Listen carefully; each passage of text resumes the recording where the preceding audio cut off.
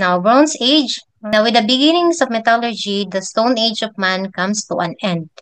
With the beginning of writing, okay, prehistory comes to an end because prehistory, as you know already, wala pa siyang written document. All of the data that we gathered were studies from our scientists way to cooperation with nature. It refers to a time when bronze was the primary metal was used to create tools and weapons. Ini-emphasize talaga dito class yung weapons. Ini-emphasize napakahalaga nila aside sa yung tools ng pang-farming kasi during this period, napaka-aggressive nila to invade other tribes. Okay, kaya nag-flourish din yung war weapons. So during this time, civilization was developing in modern areas of Turkey, Iraq, and Iran. Today naman in Middle East. Is Middle East what continent? Asia. Turkey is partly Asia and Europe. Okay, we have six civilizations later that we'll be covering. Sumerian, Babylonian, and in Egyptian, in Africa, and in Europe, we have Romans and Greek, and another in Asia, which is China. So those six. Now, let's go to Sumerian civilization. First civilization that occurred in the history, located in the southern part of Mesopotamia, between the Tigris and Euphrates rivers, in the area that later became Babylonia and is now southern Iraq, from around Baghdad to Persian Gulf. So, take note, no, the first civilization, ano yung napapansin nyo with the information here? No, the civilization was located in the rivers. And even now, you can compare na yung concept na to is we still live on that, no? Kasi yung cities natin, normally located in a low lying areas, where coastal adjacent to coastal areas. So malaki ang factor ng water bodies in building cities or the beginning of civilization. Now, this is the map of the Mesopotamia, Euphrates River. So yung blue. And then how about yung Tigris? This one, the Tigris. So it flows from the north to south. I've only listed few of the legacies of the Sumerian. Let's start first with their cities. So we have Uruk build their ziggurat. What is ziggurat class? This is a kind of a temple. What are the activities in the ziggurat? And observe ninyo, in this time, they're able to build this kind of infrastructure. And possible learning new ways to build other than yung mga tagpi-tagpi lang noon sa Neolithic. Now, they're able to discover yung bricks, from paano ba ginawa yung bricks as part of their technology, from mud or combination of clays, then sunbake, and then this is more stable than wood, and during this period. The same with in the Uruk city, tingnan niyo yung embossed nila yung mga gods or even their leaders, yung mga leaders at that time. Pwede nilang i-part sa kanilang infrastructure. Now, cuneiform. Ito yung earliest system of writing. Now, it was the Sumerians started this one and eventually spread throughout Mesopotamia. So, lahat ng tribes, inadapt nila ito as a way of record keeping. And then, anong gamit nila nito? Hindi siya paper class, na yung papyrus, clay tablets. So, kung isipin mo, makapal siya kasi kailangan nilang mag-inscript. Irrigation and dikes, they also started this one for their crops and for their livestock, yung mga domesticated na animals nila. Now, another one is the sailboats. for their exploration. Sa ano sila ng Tigris and Euphrates River. So, paano sila navigate doon or kumuha ng mga isda is through sailboats. How about this one wheel? Made from wood, transportation, carrying their stocks, ano pa? Alin yung kalesa ba? Or chariot, plow, farming tools at this period. No? Now, what factors that made the downfall of Sumerian civilizations? Isa yung war, conflict, internal conflict, kasi kinonquer sila ng Assyrian, no? Or Akkadian. Change of climate, no? There would be a time na mainit that affect no, the amount of water in the Tigris and Euphrates River, no? Isa yan sa mga sinight nila na factors that attributes to the decline of the Sumerians. Okay, changing climate conditions, natural calamities, no? Especially they are nearby in the river, no? Ano bang malay nila? Wala pa naman silang knowledge kung kailan yung malakas na ulan, no? And then it overflows the rivers, no? Now let's move to the later part, the Babylonian civilizations. Now emerge as well in the Tigris and Euphrates River. They were known as a great builders. So probably, no, yung old uh, concept ng constructions of buildings from Sumerians, no, it carried on later with other tribes such as this one, the Babylonian, no? Kasi napapass on lang naman natin yung ating technology na ginagamit. Hindi siya namamatay as long as may descendants na nagpapatuloy. Okay, they were considered as the great builders, engineers, and architects. And pag nakarinig niyo yung Babylonian civilization, ano yung unang naiisip niyo? Hanging Gardens of Babylon.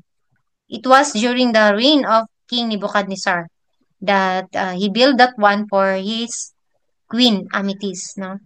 For the love of his queen.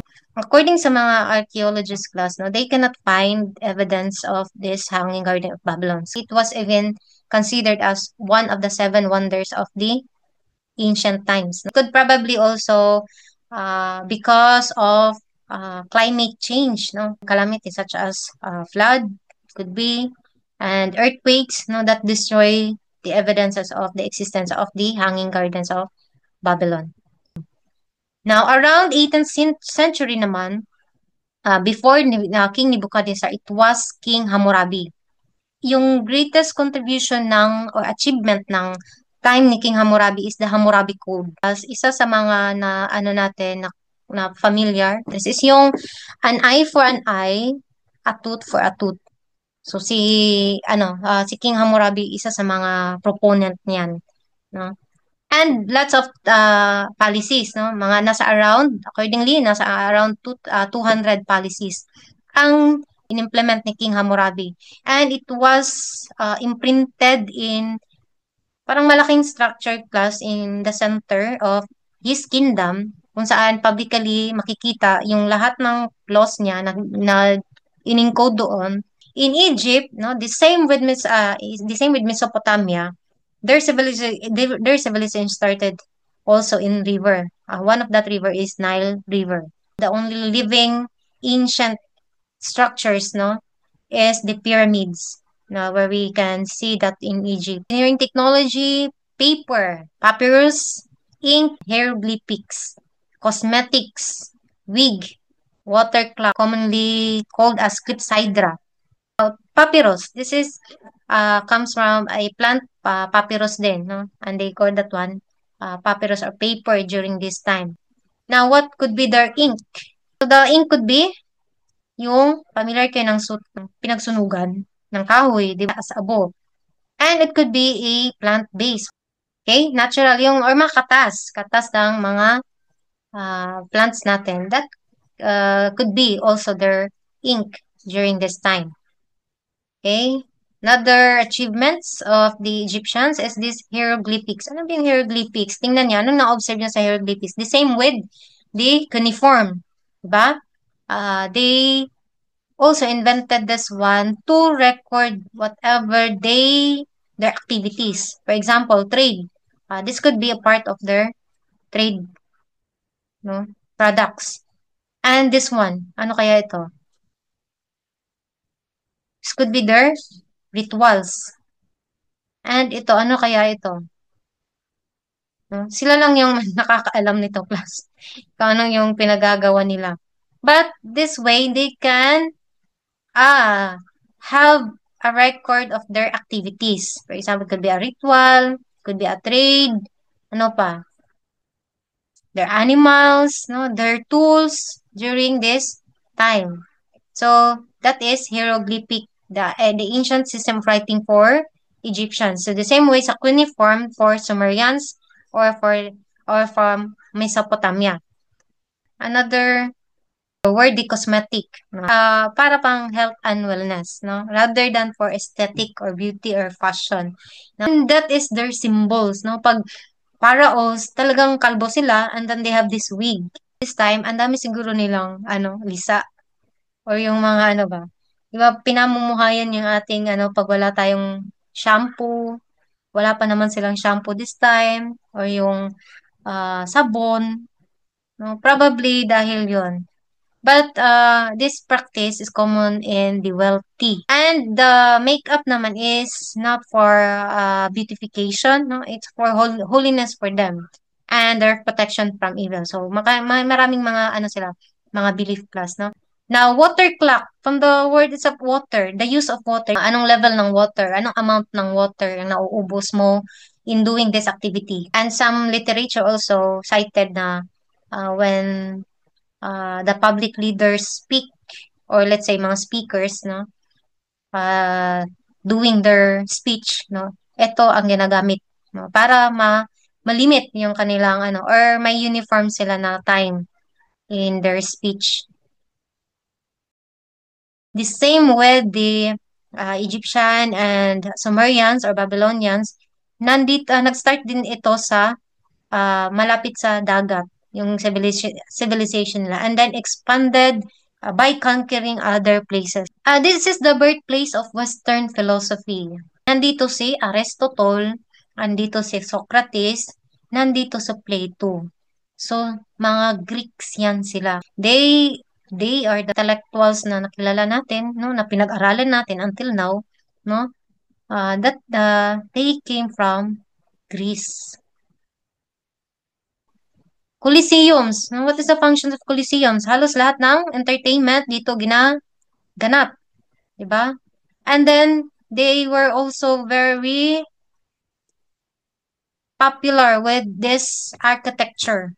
And these columns here na ginamit sa mga foundation. Ano yung foundation ng building class? Ito yung mga styles. And this comes from the Greek, no? Doric, Ionic, and Corinthians. I've said earlier that the Greek people adapt the concept of clepsydra.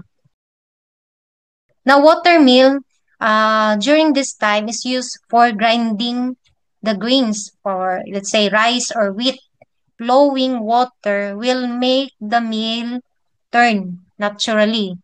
And then, yung pag-turn ng mill, meron connected dyan na isang machine para yun na yung maggagalaw. Instead of tao yung laging mag-grind, yun na yung gagalaw para automatic paglabas na yun is powderized na siya.